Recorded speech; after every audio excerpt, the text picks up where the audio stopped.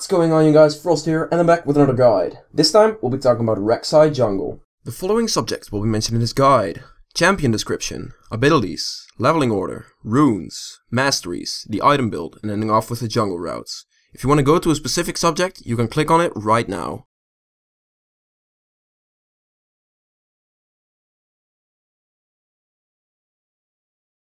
Champion description. Rek'sai is a very versatile champion. She can be a massive tank or a massive damage dealer whilst remaining tanky. Rek'sai's jungle clear speed is insanely fast, and her ganks are also very strong. And because of this, she's a strong jungler the entire game through.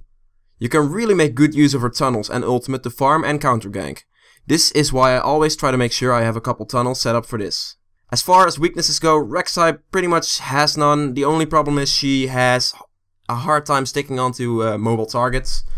This is because she only has a knock-up. After this she doesn't have much to stick with them. But this can be solved by building her a certain way. If you like a champion that can be a massive tank or a massive damage dealer with great ganks and great farming speed and roaming potential, Rek'sai is definitely the champion for you. Yes, I do know this is pretty much everything in the game, but Rek'sai is just so good at all of it.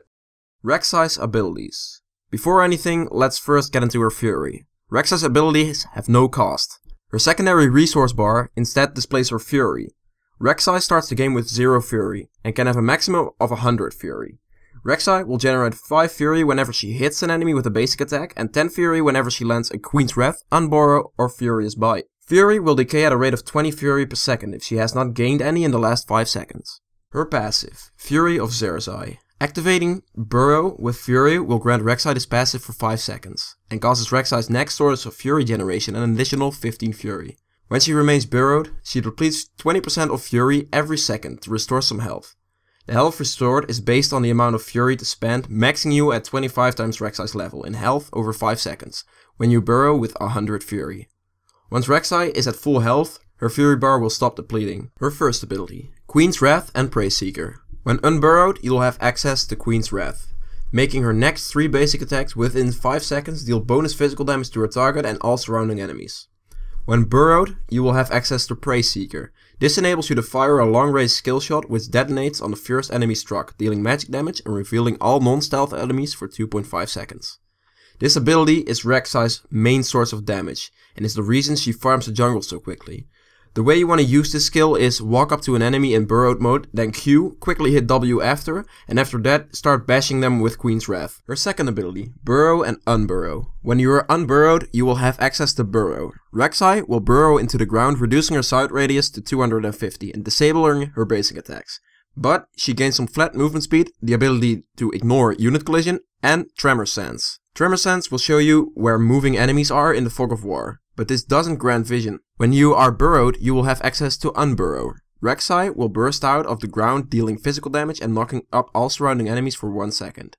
Enemies cannot be affected by Unburrow again for a few seconds.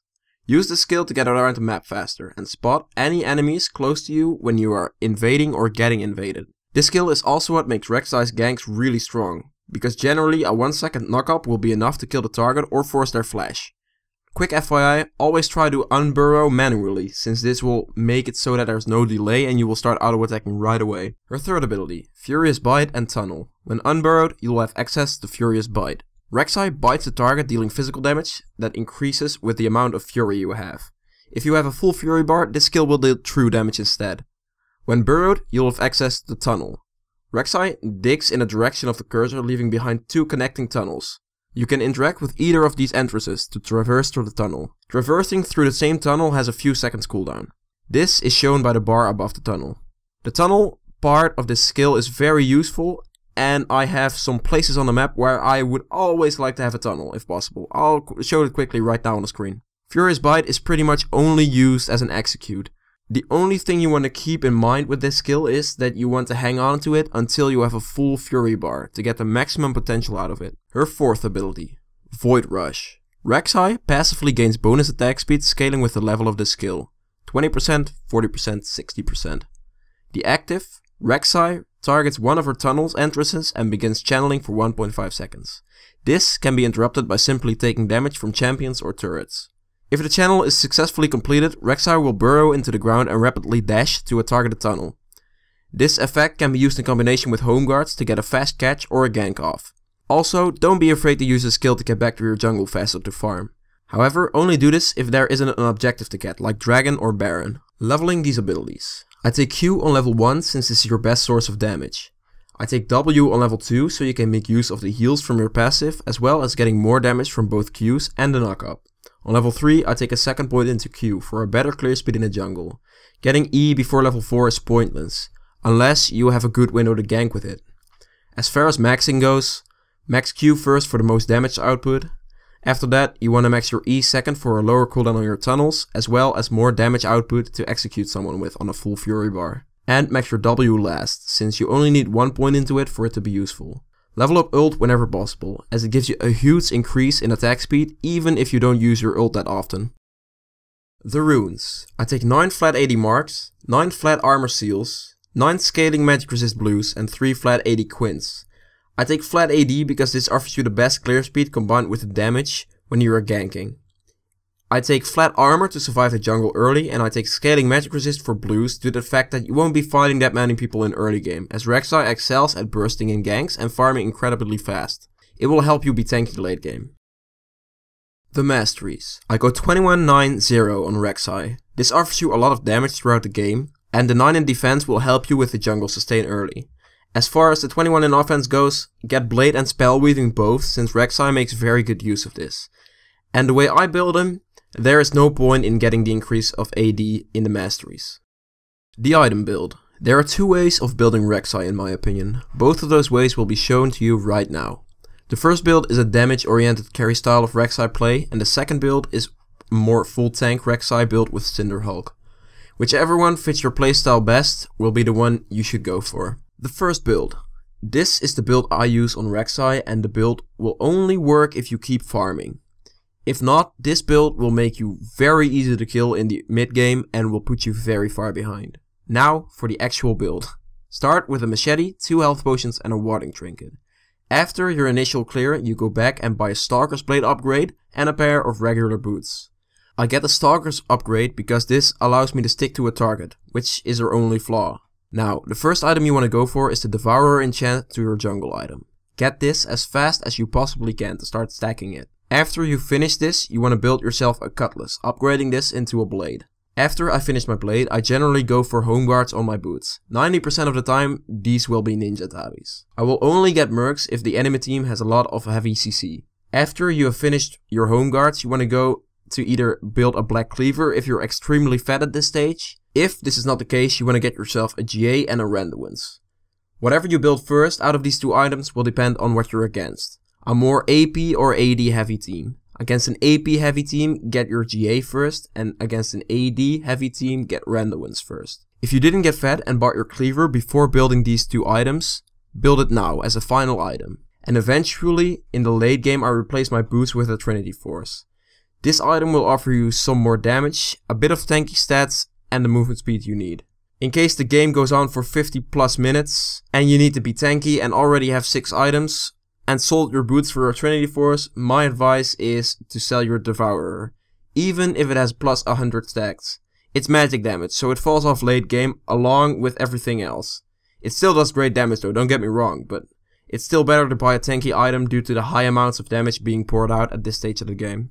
The second build. This build is more safe and will pretty much always give you a decently good mid game, but it falls off late game, as you will only be a meat shield.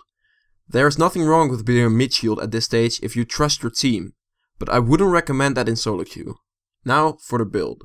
Start with a machete, 2 health potions and a warding trinket. After your initial clear, you go back and buy your skirmisher upgrade with some regular boots.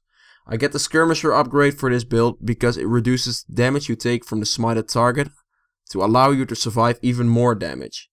It also gives you a good amount of dueling potential early game. After this, you want to build into a Cinderhawk jungle enchantment. This is pretty much the best enchantment combination for being as tanky as possible. After you have finished your Cinderhulk, you should start building into a Randuin's. But get yourself some home guard boots first. Again, this will most likely be ninja tabbies and only get mercs against heavy CC. After Randuin's, start building into a locket, if your support doesn't have one already, since this gives your entire team some magic resist and health regen, as well as a shield. If your support does have a locket, get yourself a Banshees, since this will give you MR and health, and this will make you very irritating to deal with for the enemy damage dealers.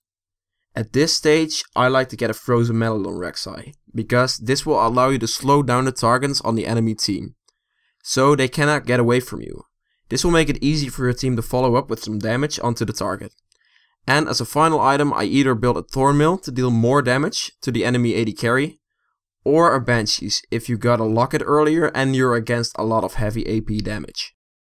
The jungle routes.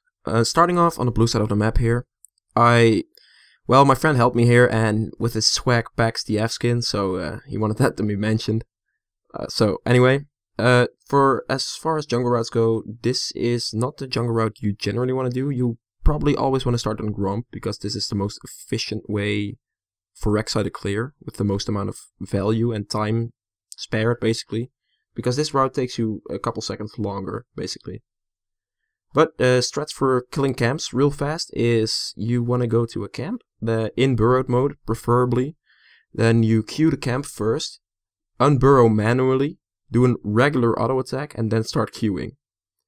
After that, you just keep queuing for one more round with just wait for it to come off cooldown and then queue again, and on the entire cooldown, then you burrow again, then you queue again in the burrowed mode, and then you unburrow, and then you can pretty much continue on. This cycle will not have to be used so many times because generally you will kill them within that cycle. Alright, the other side of the map, the Gromp buff. Starting Gromp buff is preferable. You can't start Gromp obviously if your top doesn't want to help you, so yeah. Ganking wise on Rek'sai, you just want to look for ganks every time you have your Stalker's Blade and you have a tunnel up. It's just that simple. You just need to take a step back, look at the map, look at the wards, and then just take your ganks. You can easily get underneath someone with your E, so it's pretty easy to pull it off, honestly. Also, Rek'sai is very good at dragon control, so you might want to look into this. Try to get yourself some pink wards, not some pink wards, just one pink ward early. And after you've got your Stalker's Blade, you can already do dragon pretty easily. It will maybe take you a health potion or something like that, but isn't that big of a deal. Just early dragon control is really strong. Thank you guys so much for watching my Rek'sai jungle guide. Leave a comment below with what champion you would like to see a guide on next. If you've liked this guide or learned something from it, please hit that like button and share it with your friends. If you want to see more guides in the future, hit that subscribe button, and I will see you guys next time.